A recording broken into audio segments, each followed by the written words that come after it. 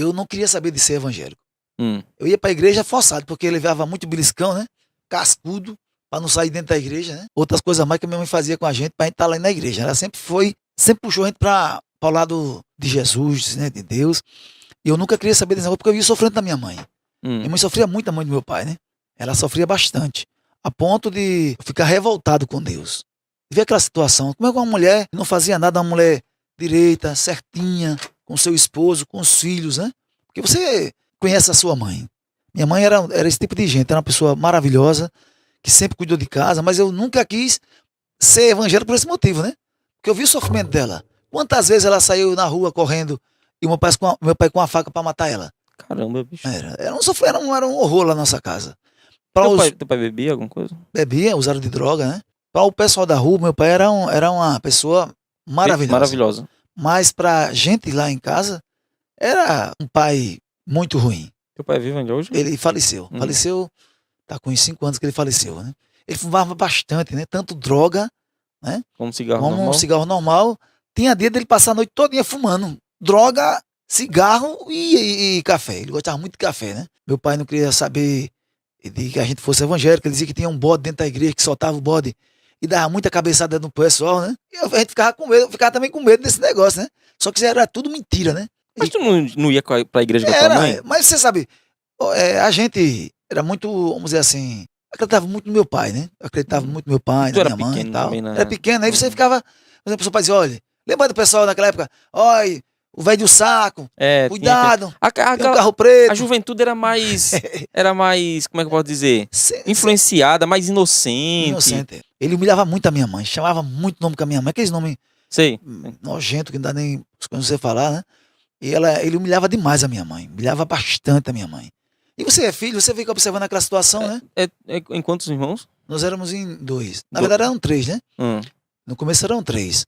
Aí a minha mãe não aguentou mais, que era muita humilhação, e ela deixou meu pai. A gente foi pra casa do nosso avô, né? Lá no Pinheiro, no antigo Pinheiro, né? Que agora acabou o Pinheiro.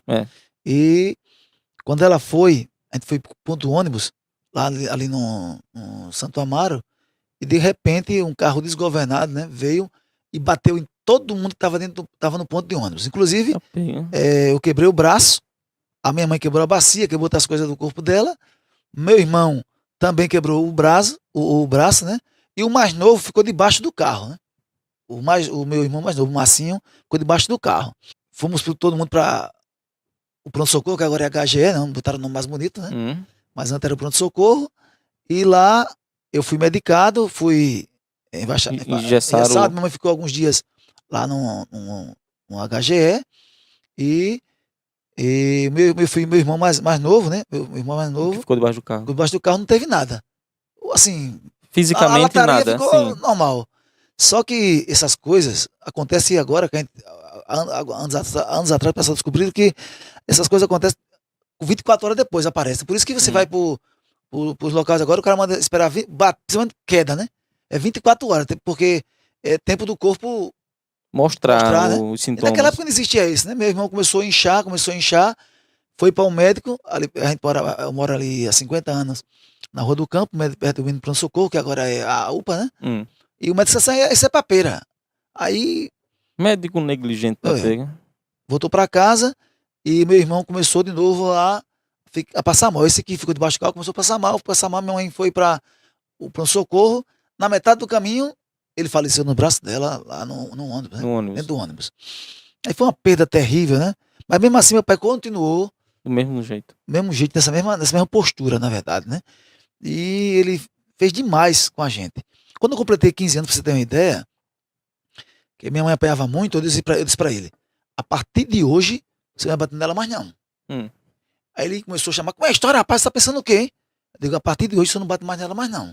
Rapaz, uma mulher dessa. Você faz um negócio desse com uma pessoa dessa?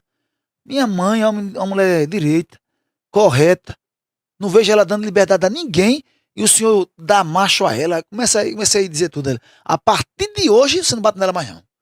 Porque eu não vou deixar de jeito nenhum você bater mais com 15 anos, já cansado. Aquela cena, qual o filho que fica feliz, né?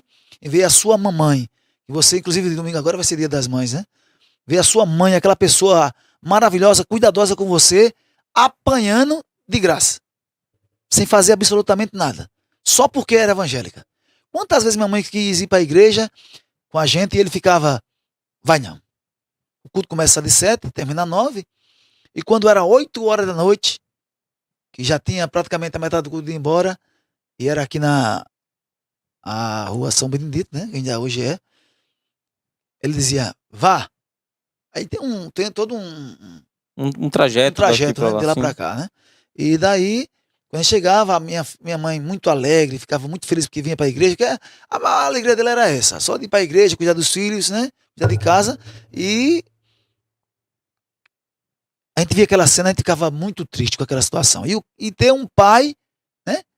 Que tem uma pessoa, porque minha mãe é uma mulher direita, até hoje, né? Mulher de bem, ver aquela mulher apanhando sem fazer nada. Aquilo vai revoltando o filho, né? A filha.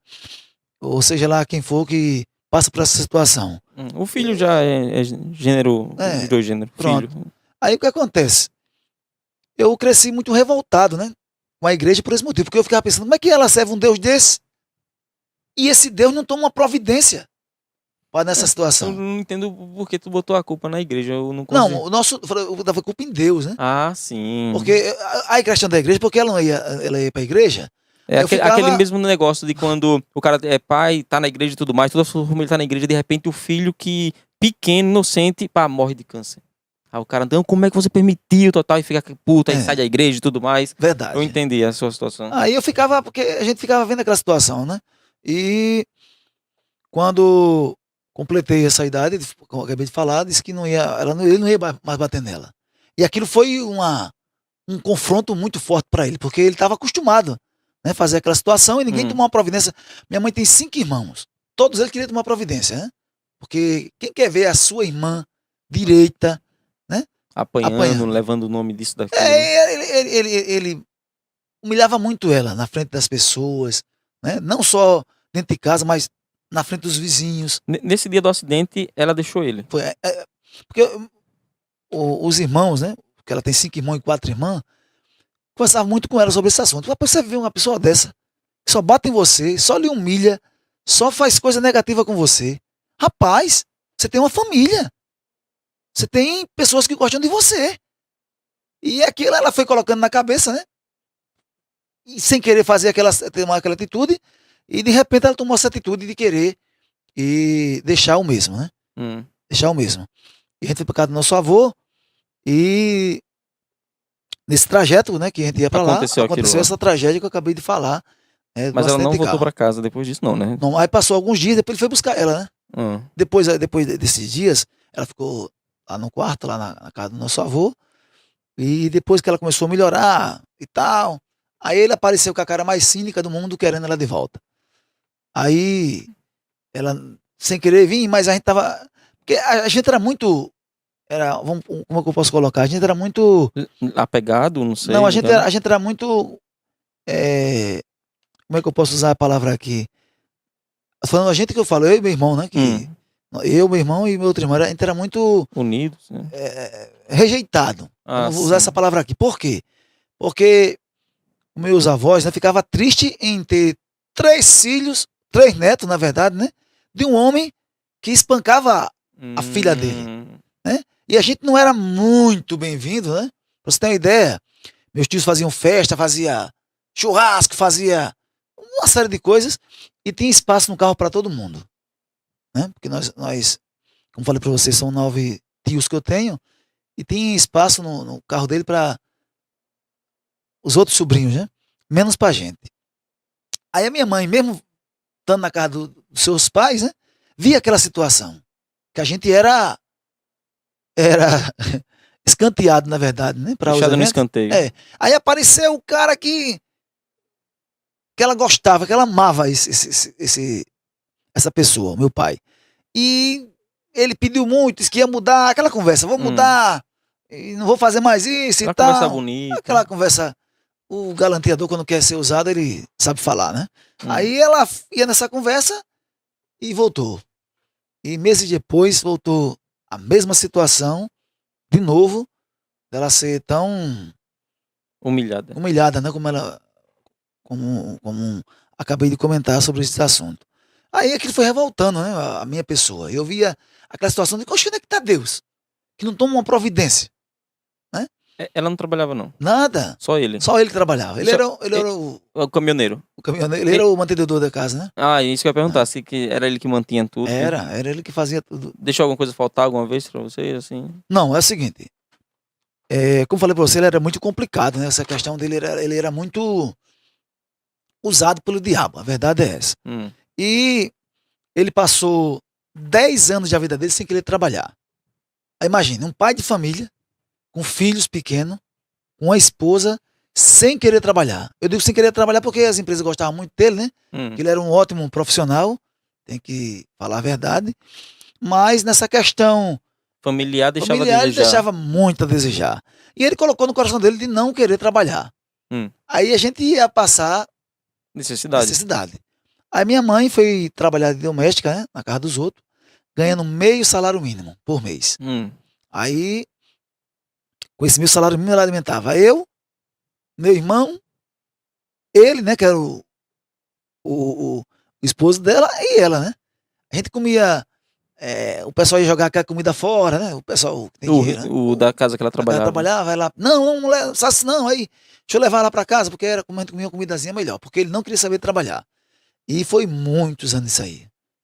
Como falei para você, para o povo, ele era uma pessoa legal. Se você contasse socista desse jeito, ninguém ia acreditar nessa conversa. E depois ele começou além de usar droga, né, ser traficante. Né? Ele começou a vender drogas também. E como a gente era pequeno, como eu acabei de falar, a gente é quem carregava a droga, né? A maconha para vender aqui na rodoviária. Né? Ele ficava com os contatos, né? E as balinhas, né? A gente ficava dentro do calção, né? E para a polícia não se ligar, né? Quem vai revistar uma criança? Ninguém. Não passa pela cabeça do policial isso. Aí ele ficava vendendo as balinhas dele, né? Caramba, chamada balinha, né? Aí, pronto. Era isso que, sexta-feira, ele ia lá pro mercado, na produção, aí trocava uma balinha pelo 1 quilo de carne, pelo umas verduras, e vinha com esse negócio. Mas trabalhar mesmo, queria mais não. Foram vários anos nessa situação. O cara tinha um futuro bom assim... É como um caminhoneiro, né? Ele era carreteiro profissional. Pra você ter uma ideia, ele era muito querido. O dono da empresa gostava muito dele, né? Porque ele era um caminhoneiro de primeira qualidade. Aí conta muito uma providência, porque até então ela voltou. Ela voltou pra ele, no caso, né? A gente voltou pra casa, né? E voltou aquela cena de novo, né? Como eu falei pra você, ele bebia, né? Ele misturava droga com álcool. Com álcool, né? E chegava em casa, meu amigo, virado num satanás. Pra espancar. Justamente, o alvo dele era ela, né? Na verdade, eu não lembro o dia que eu apanhei de meu pai. Né? A gente apanhou do nosso pai, eu não lembro esse dia. Mas ela era, corriqueiramente, a gente vê essas cenas lamentáveis, muito lamentáveis, né? Lá em casa. Por esse motivo de eu não querer assim muito o negócio de igreja, por esse motivo, né?